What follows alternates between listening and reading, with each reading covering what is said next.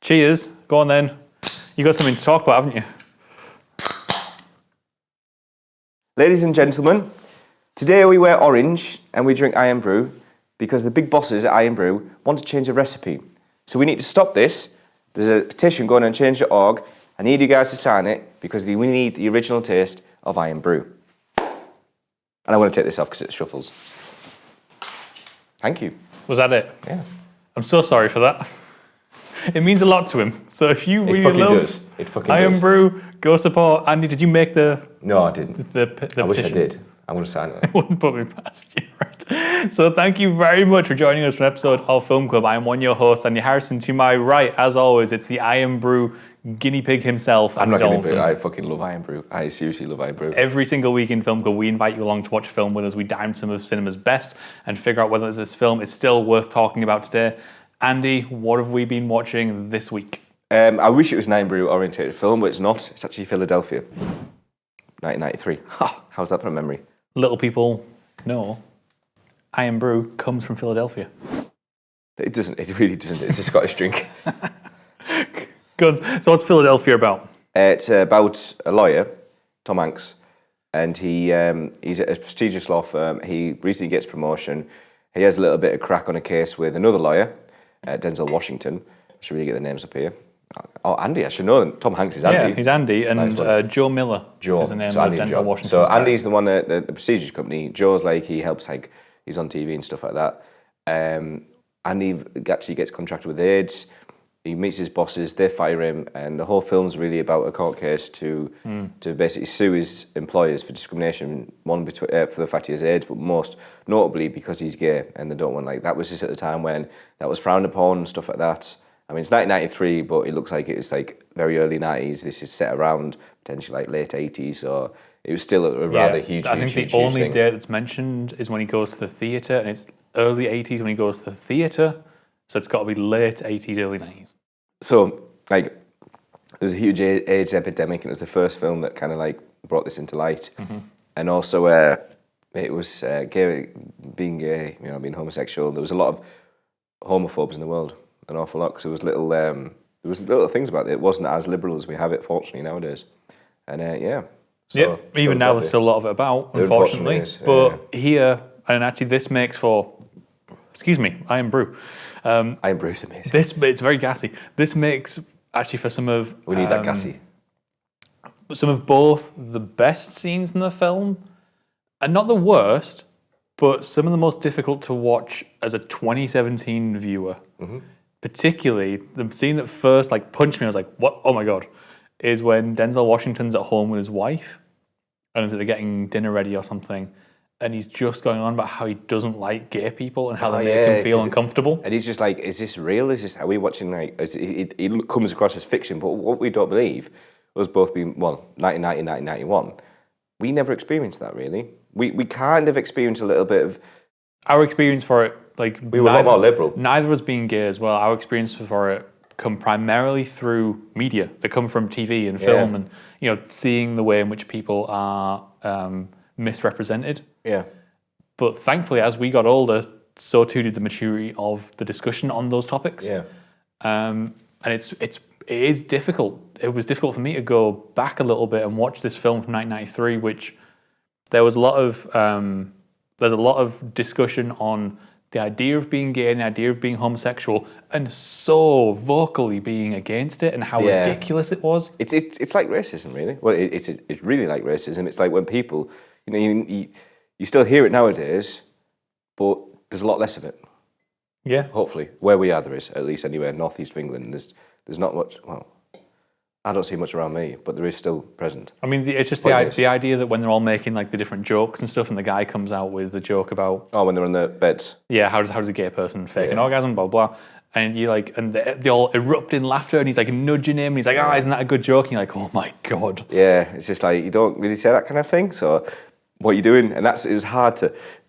It was gassy. It's hard to watch, but it's also hard to watch because the film's not being very subtle with it. No. The film is subtle in other ways, but on that particular type of subject matter, it's not very subtle. I think is it when they're storming down the corridor and he's just been handed the summons, been served. And the guy's he brought AIDS into our establishment. Like, Jesus Christ. Yeah. And at various points, people referred to it as like the AIDS. Yeah. The fact that they're saying AIDS, not like HIV, which we tend to say now more than AIDS.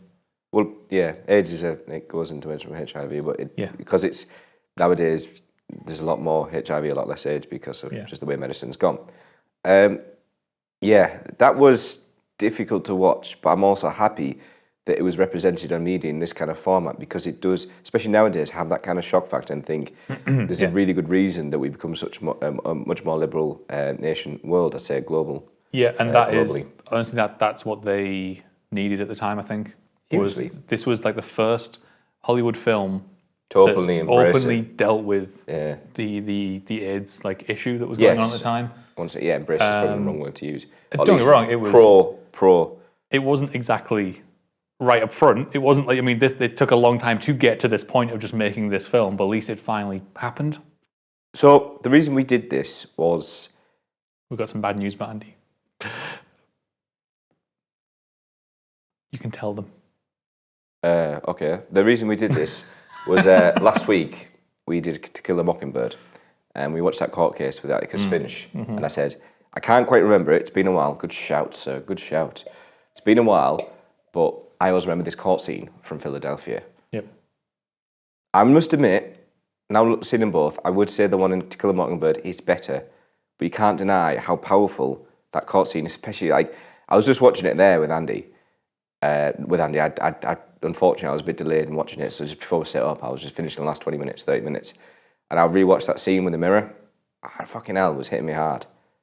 Like, that is such a powerful scene, and you've got to give credit, huge credit to Howard Shore. We'll go on in a bit more, the guy did the music for the film, because he completely lifts some of those scenes, like, and it's really well represented. Fuck it, we'll go on the music, fuck it. Then we'll go back to the court scene.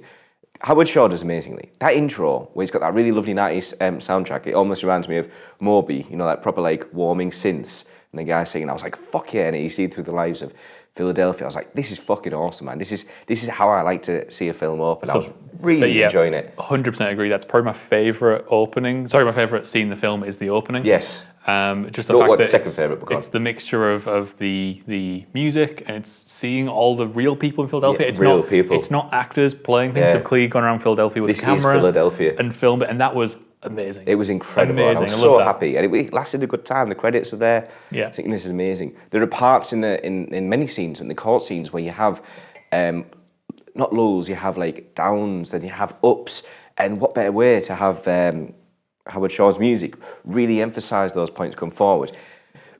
What's even better is it's almost self-referential in this one particular scene, which is my favourite scene in the film. Oh. It's just after the party, and he goes, "Hey, just how do you get first gay party or homosexual party?" And he's staying back with Denzel Washington. Scene. My God. Yeah. That was the opera insane. Scene's interesting. So you know, like when that one time that we analysed the shit out of Sigur Rós, we had a session, Brewdog, it's amazing, it goes well. We listened to, I dare say, Daft Punk, we had a really good Sigur Rós session, and there was that song entitled Number 8, and I went through Andy, and we were drinking Lafroig at this point, because we'd gone through a Brewdog, and I was like, this and this and this, and the way I like to think, the way Andy saw that music is when I get really, really drunk and listen to a music session, all that there, and you go like that, and he's like to the point of nearly crying. That is one of the best feelings to ever have when you listen to music. If you can actually completely get into it, you can see the opera. In his case, he was like transcribing the opera singer and what she's saying, or translating, should I say, and just the way the music makes you feel, and it goes low, but then it goes high, and it's not about sadness. It's actually about, you know, and all this. I've always been looking for a way to provide an analogy for how you talk about music, and I think that Tom Hanks dancing around while on IV drip is probably the best analogy you can provide. But seriously, what a fantastic scene. It's great, and it's that moment where suddenly amazing, absolutely amazing. The kind of the line between Denzel Washington and Tom Hanks is completely gone at that point. You see his eyes, and he's like watering up. He suddenly starts to understand that he's not a gay. By the way, we should say Joe is homophobe at the start. Yeah, Joe, Denzel Washington's character, is homophobic, and at the course of this film, he starts to learn about gay people. It's just they are actually just people. Yeah, he doesn't look at in that moment especially when he almost goes to go back, because he picks up his jacket and he goes to leave and he almost goes to go back. In that moment, he's no longer looking at Tom Hanks as a gay man, he's no longer looking at him as someone like who's gay contracted clients. HIV. Yeah. He's now looking at him as a person who's dying and it's doesn't want to incredible. die. It's a great sequence. And then you go back to what I'm saying. So sorry, I went in a bit of a tangent in music, but we had to go on. We had to say that. The court scenes were just incredible, absolutely incredible. I love how like piling one up with one, they build up the case. Whereas in To Kill a Mockingbird, you had three of them. You had Tom, you had the woman, and then you had of course Atticus saying at the end, like basically saying his speech at the end. Yeah. Well, you had the bit with like the father and stuff as well. Bits with the father, true. But with this, you have all these people come across, and in their own way. I mean, the woman who's out of Step Brothers, the mother out of Step Brothers, I should really get a name. I mean, this court scene definitely felt longer, but I think it's because multiple scenes. It's where it takes place across multiple days. Mary Steenburgen is the defendant attorney who's going against Tom Hanks and Joe, Andy and Joe. She says, I bloody hate this case. Because she had to just show in the mirror, and she was like, you can see where their morals are coming together. Yep. Not the big boss lawyers, they're just dickheads, or some of them are. One of the guys actually, he sticks up for Andy, doesn't he? That's some of my favourite stuff, is the subtlety in various people's characters, particularly the guy who's in the jury, and he's nodding along with that guy who's telling a homophobic story about people in is it the Navy or the Air Force or the Army or something, and he's nodding along like, yeah, you got that guy.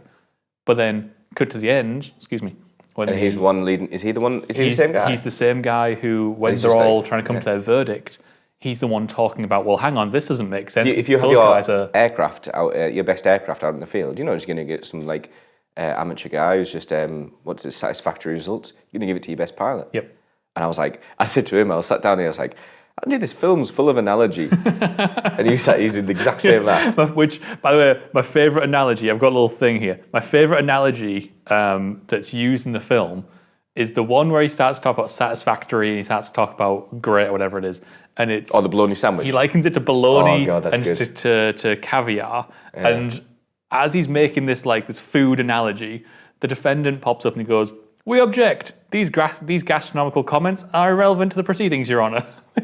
There's throwing in this unnecessary usage of gastronomical comments. It's like so funny. It comes out of nowhere, then it's gone. Yeah, it is. I think it's the guy's only line in the film as well. But yeah, the court scene is really superb. It's moving as well. So when I finished it, I was like, because I had a fucking lump in my throat. What you said? We'll discuss at the end of the film. Did it hit you at all? So yeah, Andy finished this. It was like, I had a little lump in my throat at the end of that, and I thought it was weird because he was sat there. It didn't hit me actually. Really? The stuff that works for me, I love like some of the subtleties in the characters and whatnot.